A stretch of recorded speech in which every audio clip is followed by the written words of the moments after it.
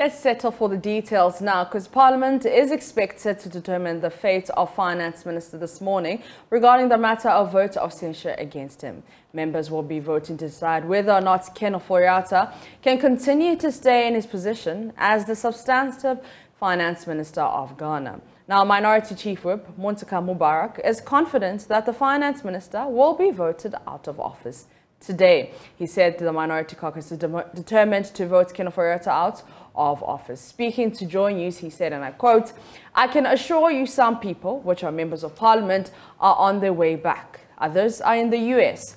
They are on their way back. Others are in their constituency. Everybody is on his way back. I can assure you that we are keeping our cards close to our chest, and we believe that tomorrow, which is today, by the grace of God, by the time we're done with the secret balloting, Finance Minister will be out," he added. So, how ready is the House for today's procedure? My colleague Kweku Asante joins me via Zoom with more. Kweku, now run us through today's process and how things are likely to turn out. So what is going to happen is that the committee, which was set up by the Speaker of Parliament, Alban Bagbin, to look into this censure motion that was filed by the minority, will present their report. Our understanding of the report, which has since been laid in the House, is that it is short of recommending anything, whether or not the minister must be censured or not. The committee is only interested in giving out the facts in terms of what exactly it gleaned from the answers that were provided by the Finance Minister, Ken Ofori-Atta, as well as other witnesses who appeared before the committee, which sat a number of weeks ago. So when they do that, the debate is expected to continue. Members from both sides will be expected to comment on the report and whether or not the grounds which have been laid by the minority are sound enough to censure the minister, Ken Ofori-Atta. So when that happens, we expect that the Electoral Commission voting booth will now be brought into the House for MPs to be called by name in alphabetical order to go and cast their vote as to whether or not they want Finance Minister Ken Ofori-Atta to remain in office or to support that censure motion that has been filed against the minister by the minority. And will the Finance Minister be on the floor? So the minister was here this week before the budget statement economic policy was passed. We do not have any indication if he will be here. But according to Muntaka Mubarak, even if the minister appears in the House today, he'll just be a casual observer because they don't expect him to take part in the debate. Remember, when the censure motion was filed, the constitutional dictate is that the minister must be heard in his own defense. That is what happened in committee when the minister appeared with his lawyers and presented evidence as to why he thinks that he should still be in office and that the grounds on which the minority wants him out are nothing but not founded in law. So the minister is not expected here, but even if he does, according to the minority chief whip, it's not expected to comment on the debate. The numbers is a tricky game. For this censure motion to succeed, the minority need 183 MPs to back it. That is 2/3 of all MPs who are expected to be in the House today. The minority only have 136 MPs. Ordinarily, they have 137, but because they do not have, they are still not MP because the Supreme Court have injuncted him now, they have 136, meaning they will need about 47 or 48 NPP MPs to join them to vote. This is a tall order. Ordinarily, that's not a concern because 98 NPP MPs also want the finance minister out. So if they join 136 NDC MPs, the minister is gone. But we know the politics that has characterized this process. We've heard from the New Patriotic Party who have asked their MPs not to participate in this vote. We do not know yet if the NPP MPs are going to toe the line that their party has asked them to. And so if they do, what is going to happen is they're going to call out the names of NPP MPs and they will remain in their seats. They will not get up to vote. And this will leave the minority wanting. They will not get the required numbers to be able to get Finance Minister Ken Ofori-Atta out. Kweku, before I let you go, what else will be happening on floor today? So what we expect is that the major business that the House is considering today will have to do with this censure motion. The debate is going to happen on both sides. It's going to drag on. So maybe 2 or 3 or even 4 p.m. or late. Who knows? Especially that the vote is going to be tedious. So the other paper has not come in yet, but it's expected to be light because this business is expected to drag on and the House is expected to give its focus to this. As I speak to you, more MPs are coming in. You remember about last week and last 2 weeks when the budget was being debated, the House was virtually empty. On Tuesday, when the economic policy was passed, more MPs came in. What we expect is that a number of them are going to come in today. So both sides of the House are expected to be filled because this is crucial. No chief whip is expected that he will let his side be caught unaware. And so the House is expected to be full today, and these proceedings will be live on JoyNews. All right, that is my colleague and parliamentary correspondent, Kweku Asante, reporting for us. And we will be bringing you more updates in our subsequent bulletins. Now, forest guards on the Accra-Akosombo highway are calling on motorists to drive cautiously to prevent killing baboons there. The cliffs and rocks on the shoulders of the road have served as a haven for the baboons for decades now. In recent years, however, speeding drivers who ply the road are posing a real threat and endangering the existence of the species. My colleague Latif Idris visited the area and has come through with the following report.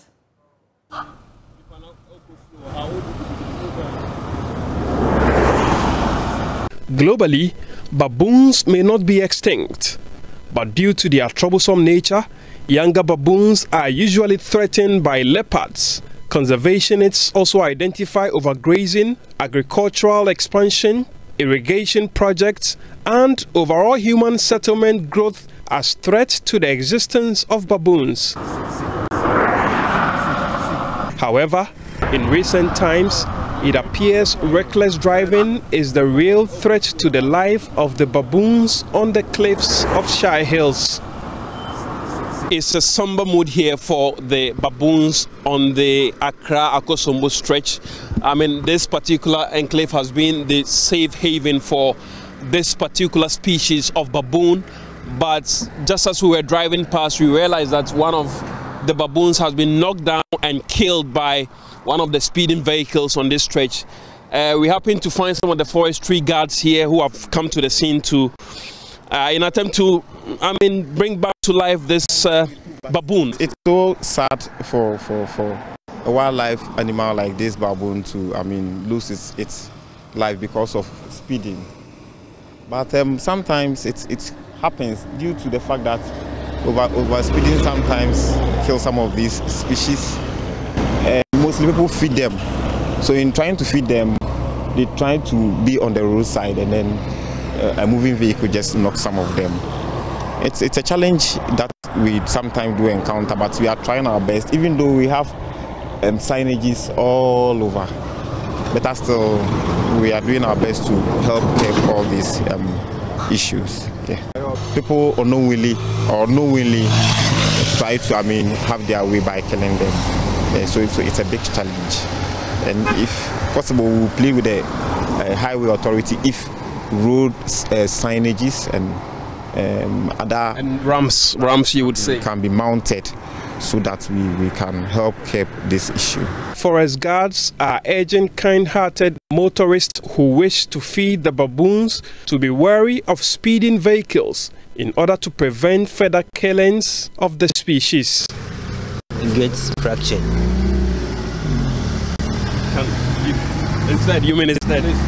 This enclave has for decades been the safe haven for baboons, but it appears that gradually it's becoming an unfriendly environment, all because of speeding vehicles that are plying this road.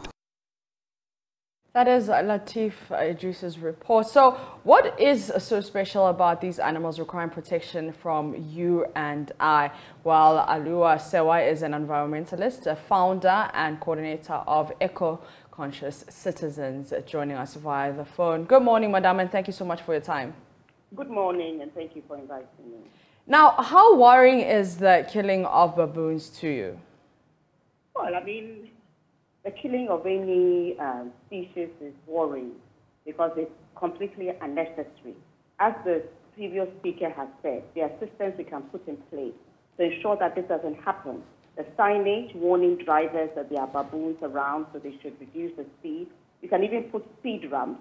And you can make it an offense that if you knock down the baboon, you would be fined or whatever, to encourage drivers to be careful and to be mindful of the fact that there are baboons there. Baboons are part of the ecosystem, and every species has its value. One of the values they have is that they aerate the soil, so they make it fertile. Okay. And, hello? Yeah. I mean, every animal in the chain has its value. I mean, to digress a bit, you think of snakes as poisonous beings and things that you don't want to kill. But it might interest you to know that in Australia, with the Nature Conservation Act, it's an offense to kill a snake.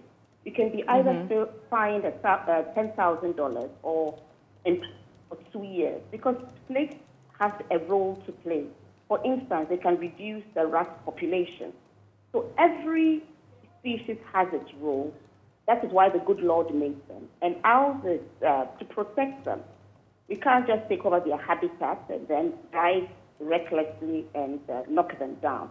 We need to be mindful of our activities.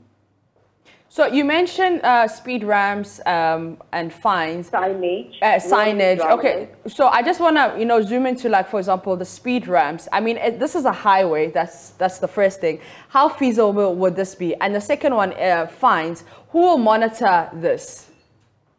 Well, if you have cameras there, that's one way of monitoring. Okay. I mean, at the end of the day, we need to, first of all, the realization that baboons have a role to play. And at the end of the day, they also have a habitat. Yeah. And in certain cases, we take over the habitat of different species with either buildings or agriculture or what have you. They have a right to exist. Another example I can give you, I have a contact in the UK who, in his garden, there was a fox. And at first, he was a bit irritated because a fox can cause damage. Well, yeah. when I say damage, they can turn over things. Then he realized that the area used to be for the foxes. It's their habitat. The humans have taken over. So you need to understand that in life there's a balance between us and the animal species. But having said that, once we recognize that they also have a right to be on Earth, they also have a role to play, then it's for us to look at how best can we conserve the species. There's also tourism. I mean, they can play an important role in tourism. People might want to come and see them and so on and so forth. So that can be one area of earning an income through tourism. But to come back to your question, which is a very important one, it's for us to go back to the drawing room and say that how feasible is it to have speed ramps?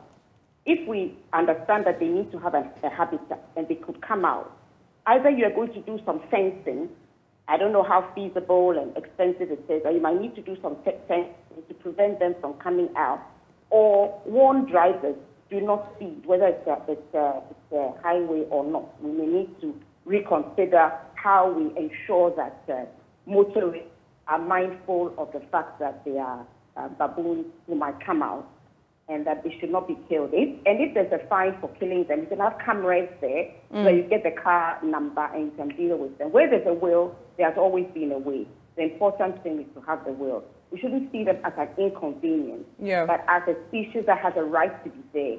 And therefore, how do we draw a balance and let them live whilst we also go on with our activities? And I get what you're saying, that they do have a right to be there, which is all great and stuff. But have we ever thought, what about relocation? If we think about relocation, would that cause any harm to the environment? Or relocation is out of the question? Relocation is a very interesting one. Even when we ask human beings to relocate from the place where they've got ties to, they've been there for a very long time, we find out that they have problems with them. I mean, like you rightly said, what we need to do is to go to the drawing room. Once we understand that they have a right to be there, and that a balance must be found, then yes, if you think that there's a place where there's a vast land and it's a place where it can be, because they are where they are, because sometimes it's best for their health and their growth and everything. But there are certain persons who this is their direct field, so they will be able to properly advise on this. But even when you move them, which I'm not quite sure is the way forward in this particular case, assuming that we did, we would still continue to have problems as the populations grow and agriculture. There'll be another problem with the baboons. So we need to, first of all, agree that they have the right to be there. They were probably there before we came along. So why shouldn't we then, when I say relocate, why don't we rather put the onus on us to find a way of protecting them rather than them leaving? Because I think they were there before we came. I stand to be corrected.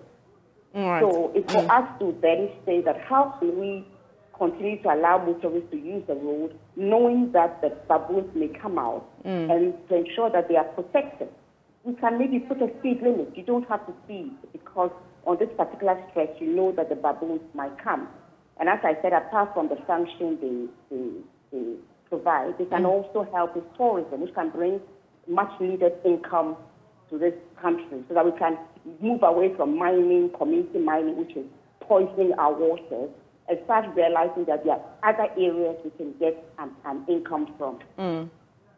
All right, thank you very much. That is founder and coordinator of Eco-Conscious Citizens and an environmentalist, Rula Sewa.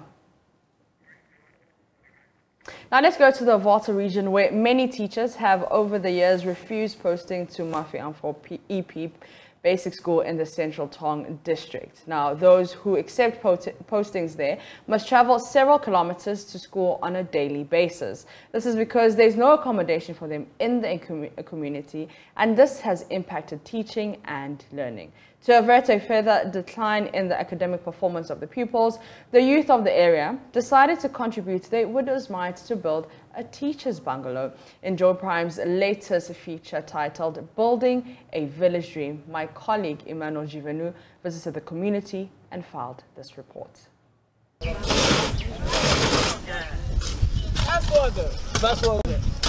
A busy day at Mafi Amfor, a farming community in the Central Tong district of the Volta region. The laborious efforts of the workers involved in this building will not be compensated.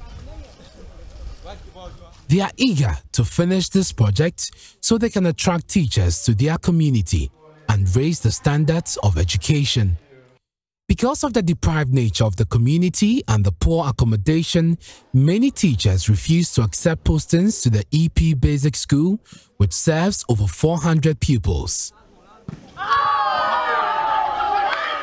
The chief of Mafi Amfor, Todbidra Abuetaka IV, is concerned about the poor state of education in his village. Last 2 years or so, the school performed poorly, very, very poorly. And we attribute all these things to teachers living outside the communities. So it has affected the teaching and learning of the pupils. Teachers who accept postings to Mafi Amfor travel long distances to school every day. The nature of the road, they come, Togwi and his elders have to be looking for accommodation for them. 1 week, 2 weeks, 1 month, they are discouraged, and some of them go and they don't come back again. So it's affecting the teaching and learning in the community. People have to travel about 15 kilometers from Sugakope, or about 5 kilometers, because there is no accommodation there. They hire room over there and come down to teach here. At times, because of the transport problem, they delay in coming. Civic. Again.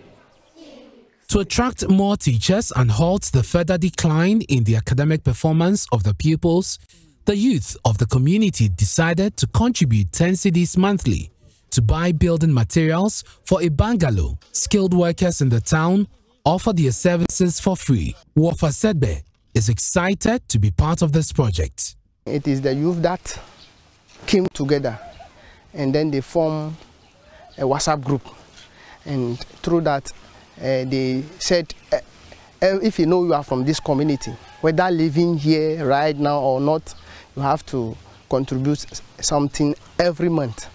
So the money they have contributed every month, that makes them started this project. Actually, we can't say the government should do everything. If we should say the government should do everything, our children's, their performance will still be going down. Lucky Fiawoyipe is a pupils teacher at Mafi Amfor, but he is not so lucky. Due to the lack of residential facilities there, he travels several kilometers to school. Having to embark on this journey daily troubles him, and the recent hike in fuel prices has compounded his woes. On a rainy day, The roads are rendered unmotorable, so Lucky is unable to make it to school. It's difficult for us simply because we do commit too from our various communities coming to the school, because we are not living in the community, and therefore most of the times whenever we are coming, the road too is unmotorable. So whenever it rains, you can't go through the muddy roads. Sometimes you have to stack or fall, or our dresses become dirty. Mr. Fiawoyipe shares how the situation is impacting education at Mamfi-Amfoe. Children also do come to school later because we are not in school, because they look at us before they come to school. So we have to chase them to come and sweep. After sweeping, cleaning all the campuses and other places, before rather that we have eaten into time, and therefore it makes our learning very late. Sometimes you have to start our lesson around 9 o'clock due to the nature of the road and then the lateness of the people coming to school. Atanya, ways of claiming our rights. Ways. Yeah, we tried our accommodation in the community, but we couldn't find it. Some of us couldn't find it because the accommodation in the community is very scarce. Sometimes they will give it to you. You have to finish it up, buy the materials to finish it up. So if you don't have money, you can't do it. So that's our problem. So it's compelled some of us to stay in our communities before coming to school.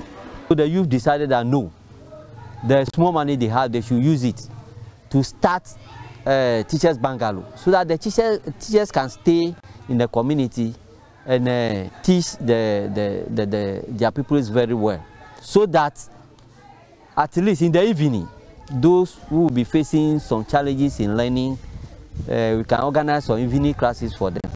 According to the youth, the 4-bedroom facility will go a long way towards enhancing teaching in the school, but they fear the facility may not be ready before the start of the next academic year. They are, however, appealing to philanthropists, non-governmental organizations, and the government to augment their efforts. The money they have contributed is not enough, and while this work have also started, most of the money and all the capital has gone already. So the one who that left for the completion of the building is very huge. Look, even the building is at the window level. So we need a lot of money again. A lot of money to complete the project. They have that courage, and we also encourage them. I want to use this opportunity to appeal to this assembly, the MP and the philanthropists, those NGOs who can come to their aid for this project to complete, so that our teachers can stay in the community and teach our children for us. The chief and people of Mamfi-Amfoe are dedicated to raising funds to finish this project, to attract educators and safeguard the future of their children. Emmanuel JoyNews reports for Joy Prime. That is Emmanuel JoyNews report there. Joining us more for this is Mr. Thomas Moore, who is the MCE for the area. Mr. Moore, thank you so much for your time. Thank you very much, my sister. Now, what's your take on the initiative by the youth group in Mamfi-Amfoe? I can hardly hear you, though. I'm on the phone and network is very poor. I'll do my best to answer your question. All right, so I was asking what your take is on the initiative. Oh, yes, I'm very proud of that community. I'm a native, and, born and bred, and I went to my basic education in that very community, so I know everything about that very community. And this is not the first of this kind in the community or in the district. As of now, I can tell you so many other communities in the district are trying to do self-help projects, which we are encouraging them and we do support them anytime they say anything of this sort. So it's a very good initiative, and I can say boldly that. All right, so Mr. Moore, can you tell us about the current situation in your municipality regarding the housing for teachers in general? Because I heard you say that this is not the first for the community. So please tell us the situation there. I'm saying it's not a first because some other communities have also initiated similar project, and they are doing well. Not regard to only teacher accommodation, but to have facilities, school blocks, and others. I can say that teacher accommodation problem is very high in Central Tongue, in that unlike other districts or regions where individuals have burdens for people to hire. Our district is not like that. The majority of the community don't have free burden or a chance for hiring. So it's affecting education in the area. That's why most of the communities have actually taken it upon themselves to do that aspect, while government looks at the school burden. They are also doing the accommodation aspect of it, so that to enhance learning and teaching.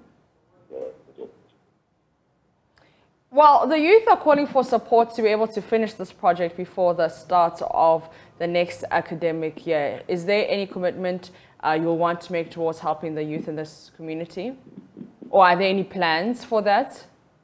Yes, I'm also part of the contributors. I'm on the same page with them to always contribute that 10 cities per month per youth. I'm also a youth in the community. And then as DC, we always organize programs every Christmas. On the 24th or 25th, we do fundraising. We did it last year. I was there myself to support. And this year, we shall be there again to raise funds towards that state project. But that doesn't prevent anybody from coming to our aid. Any organization, any philanthropist that is still interested is allowed. But ourselves, as youth of the community, have taken it upon ourselves to raise funds every year. And then every month we contribute 10 cities each, which I'm also a member and I'm doing it. All right, thank you very much. That is Mr. Thomas Moore, who's the MC for Central Tongue. And if you're watching this and would like to contribute, please send us a message on our Facebook, Twitter and Instagram pages, Joy Prime, also JoyNews on TV, or you can call us. You're still watching Joy News Desk. Now, let me tell you about the big guns who are slugging it out for who takes charge of running the National Democratic Congress into the 2024 elections. Now, that contest will be decided on the 17th of December. But before then, party delegates will have to decide who will lead the charge in galvanizing the youth. So in barely 2 days, the party will meet to elect its new national youth organizer.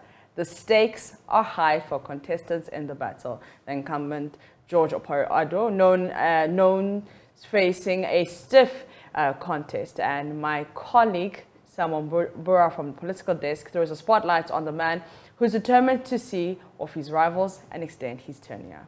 I picked the youth wing that was totally dead. Over 80 constituency branches were trained by George Opari-Addo. That is George Opari-Addo, known as Pablo in the political circles. He's not only the incumbent, but one with years of grassroots political experience.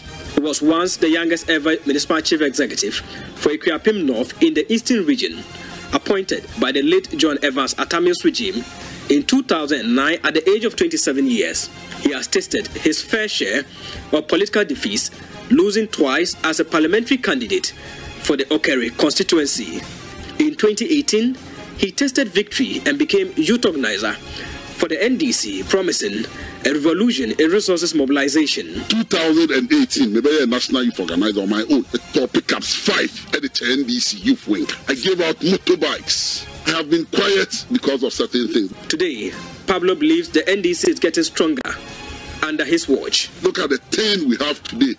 The most vibrant. Look at the NDC's performances in 2020 on those campuses. He facing another contest this time is promising to make the youth wing even more attractive. We are looking at making sure that we recruit a lot of more young people. We have laid down cogent measures, good strategies that are going to attract any more young people to the NDC. This will be a tough contest. Roger Demphy, his close contender in the last election, who is also a former youth organizer of the NDC in the Ashanti region, is back in the race again. We have presented a very timid youth front, which is not good for us as an opposition party. The posture is not what Ghanaians want to see. Very weak. We need to change that face. This time, he appears more prepared to face the incumbent and has already started punching holes into some achievements of Pablo. He has, for instance, dismissed as untrue claims that he bought and distributed vehicles to all constituencies with his own resources. He said former President John Mahama funded it and wants him to stop peddling what he describes as lies to delegates. I have decided not to speak, but don't resort to cheap propaganda and insults. And I do politics of conviction. I have served the NDC work. This weekend, the delegates will decide who to believe.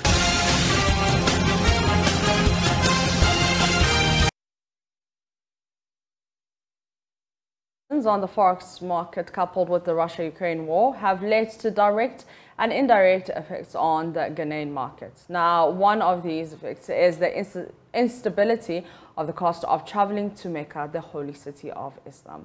The president of the Patriotic Muslims Front, Mohammed Haruna, in a press briefing suggested steps the National Hajj Board has to adopt to ensure a problem-free Hajj in 2023. There's more in this report.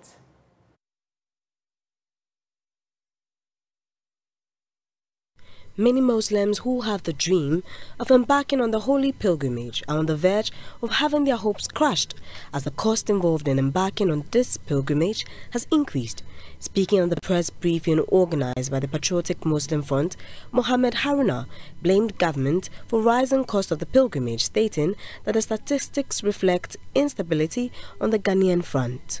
Or to sponsor their loved ones. To sponsor their loved ones is being threatened by these developments. Unfortunately, however, the value for money remains constant as the rise of the fares keep going up. Ladies and gentlemen, investigations by PMF revealed that the fares primarily jacked up by prevailing factors, including exchange rate.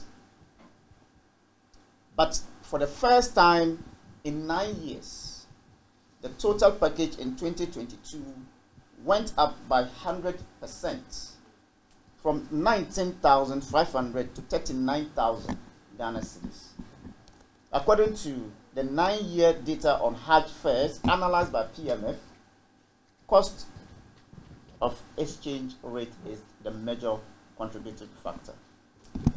PMF analysis on official documents from Hajj Board showed that there were no significant changes of the dollar component of the Hajj fares in the last 6 years. He stressed that government paying for individuals to embark on Hajj is unnecessary. Instead, he proposes that government works at stabilizing the Ghanaian city to enable Muslims to prepare for and embark on Hajj themselves. Hajj is one of the 5 pillars of Islam, but it is not incumbent on the poor. Let's get this clear. Hajj is one of the 5 pillars of Islam, but it is not incumbent on you if you cannot afford. Therefore, the idea that government comes in to pay for pilgrims to go, government is sponsoring people to go and pray, government is doing all those things. The fact is, if you cannot afford, it is not by force. So do not ridicule the profession called Islam. Because if you are a practicing Muslim and you know it as it is, for somebody to pay for you but under duress means you don't have Hajj. Because I'm not sure the government would willingly pay this amount of money for everybody, for every Muslim to go. And so, in as much as some of us disagree, and I am speaking from the position of PMF, that government using taxpayer money to sponsor pilgrimage to Hajj, we do not support it. However, it is imperative on the government to make sure that the dollar, which is one of the major components when it comes to Hajj activities, is brought down to the barest minimum. Stephen Mensah's report read to you. A group of students at the Academic City University College has reached the advanced stage in the manufacturing of locally made ventilators to aid in the fight against COVID-19. The milestone achieved by the group is to provide ventilators manufactured with less expensive local materials to health facilities. Dr. Lucy Ejapong, Associate Dean of Engineering, who was speaking at a medical technology fair dubbed Building Local Capacity in Medical Technology, said that this will assist in the treatment of other respiratory diseases. And we have more in this report.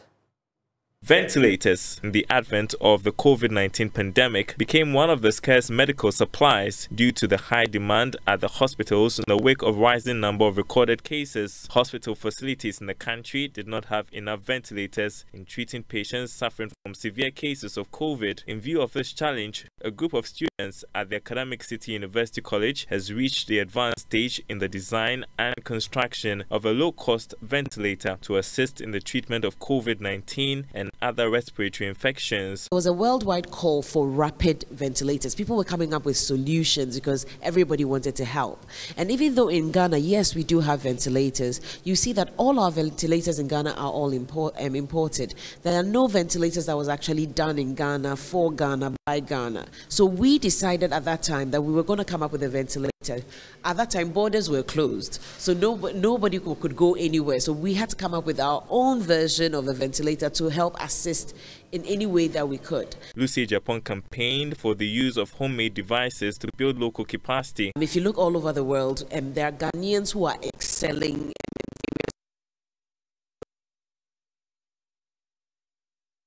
But somehow when we come to our home, it looks like we're not doing as much as we can. It is not because of lack of technical know-how, because we have the knowledge, we know how to do it. It's just the backing and the support. So I'm excited about this particular ventilator, and I'm excited that now in Ghana, people are starting to appreciate more made in Ghana goods, all the way from fashion, and we're learning now to push in medical devices as well, because there's a tendency that people don't trust a brand if it's made in Ghana. But we're here to show that if we've gone thoroughly through this, the rigorous process of testing, validation, you should be able to trust made in Ghana goods. President of the Academic City University College, Professor Fred Magbagonlori, says the university is willing to start the manufacturing of other devices to boost healthcare delivery. There are so many problems out there that I'm interested in. Why babies die all of a sudden. When I was a kid, I saw many of such events where babies being carried at the back of their parents will all of a sudden get seizures and die. Can you come up with a device that they can put in the cloth so that when the kid's body temperature changes or something, they'll be able to capture that? I think there's a need for that. We need to make needles and syringes here. We import all these into the country. With this invention, more of low-cost devices will be available in the country. A report by Prince Osuansa, read to you. You're still watching JoyNews Desk with me, Mapitso Sebidi. Up next is Business with Daryl Kwao.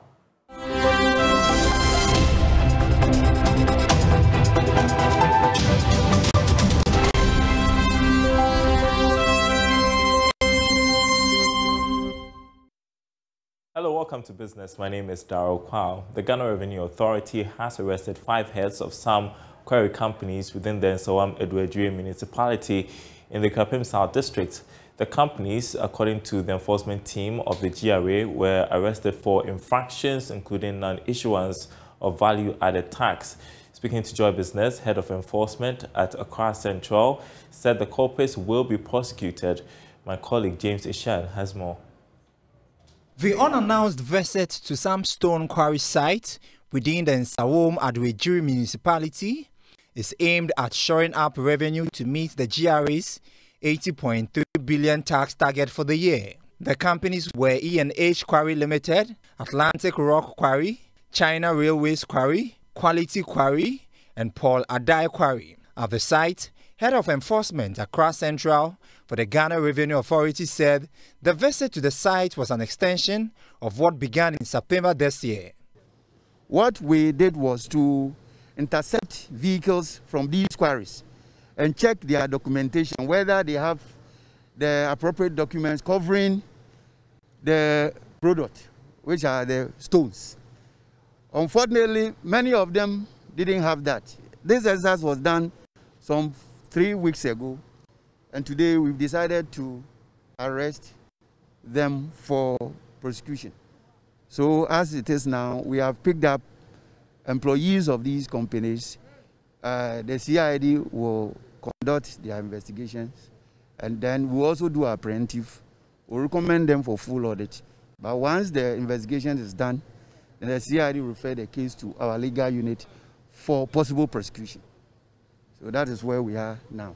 Yes, ever since we started this exercise, all those who we have dealt with have collaborated. So we think this is not going to be different. I believe that they will all collaborate and will definitely conclude on these matters. He further indicated that the exercise would be carried out in the hospitality sector during Christmas. What is happening is that the public is also helping us because they are sending us invoices of purchases that they have made. So we have a couple of invoices that we will follow up on from the public. Aside that, we, of course, Xmas is approaching. So very soon, we will also go into the hospitality industry. Because we know the pubs, the restaurants, the hotels, this is their peak period.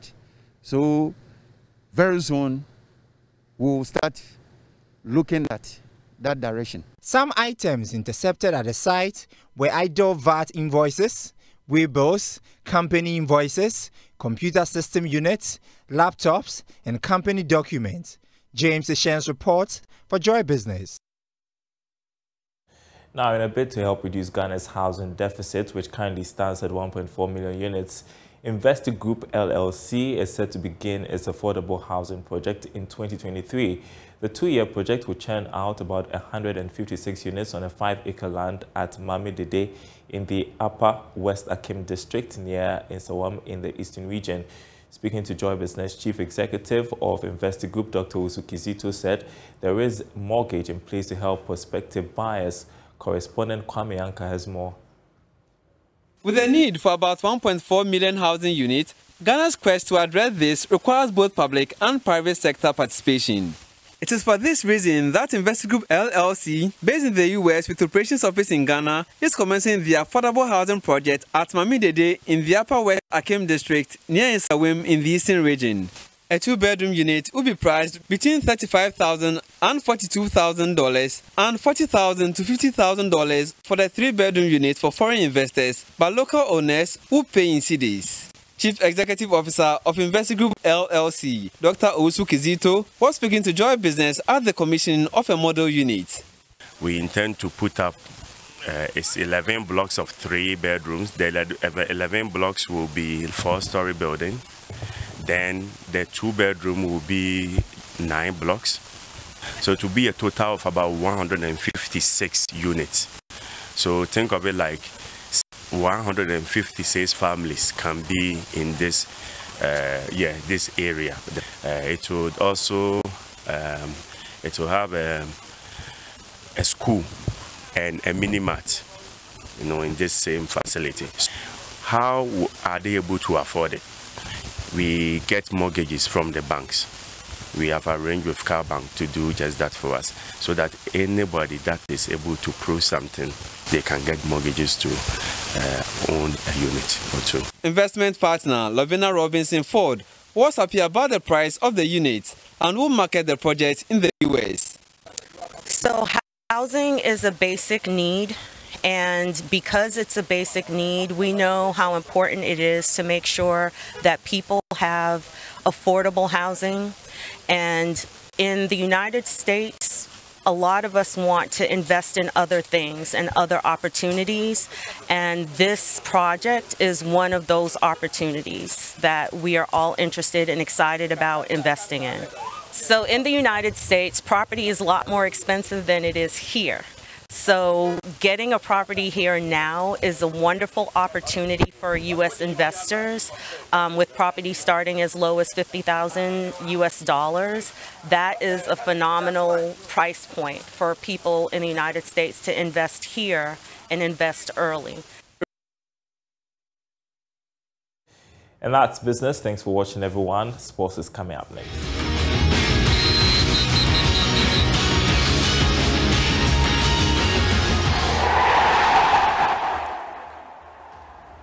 It's time for sports, and Lawrence Sebidi joins me in studio. Lawrence, I hear that stuff. What? Oh, the song, cry. Kudus Day. Kudus Day. Kudus Day. Hey.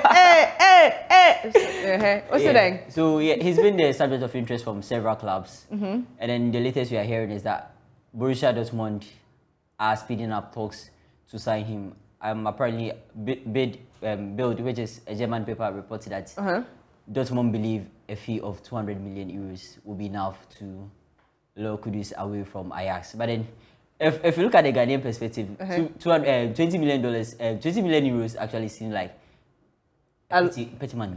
No, it's too small. It's how much?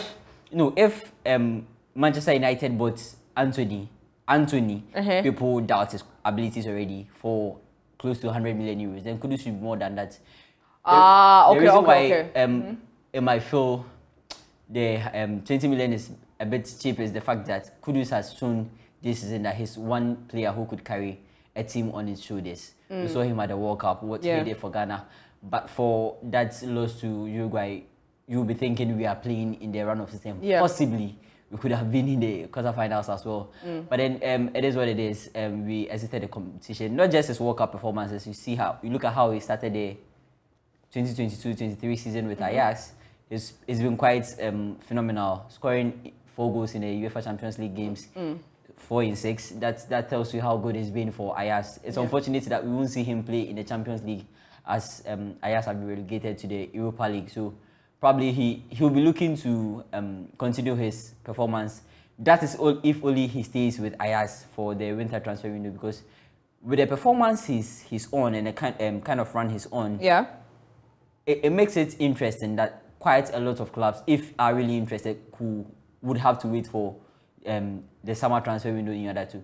I feel people will be coming as early as the January transfer window to try and push him away from Ajax. Earlier during the tournament, we heard from the Barcelona sporting director, Jordi Cruyff, who mentioned that Kudus has been a player Barcelona have been watching for over a year now. So it tells you how keen clubs are watching Mohamed Kudus.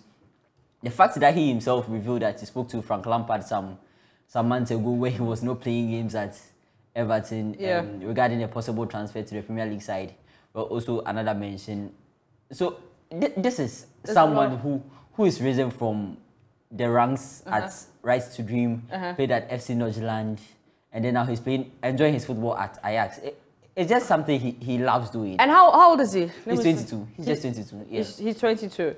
Okay, well, we would have to get his I feel the reason people are prioritizing or people are wanting him to join Borussia Dortmund, he's mentioned on several occasions that he prioritizes his development. So at age 22, if you want to probably develop, you are looking at a club like Borussia Dortmund, who have been brilliant in terms of bringing out young players. We've seen the likes of Jadon Sancho, Erling Haaland, and then recently Jude Bellingham, who is continuing to do wonders for England at the World Cup. So probably Borussia Dortmund seem a better option at the moment. At the moment. All right. Well, all the best to Kudus Day. Kudus Day.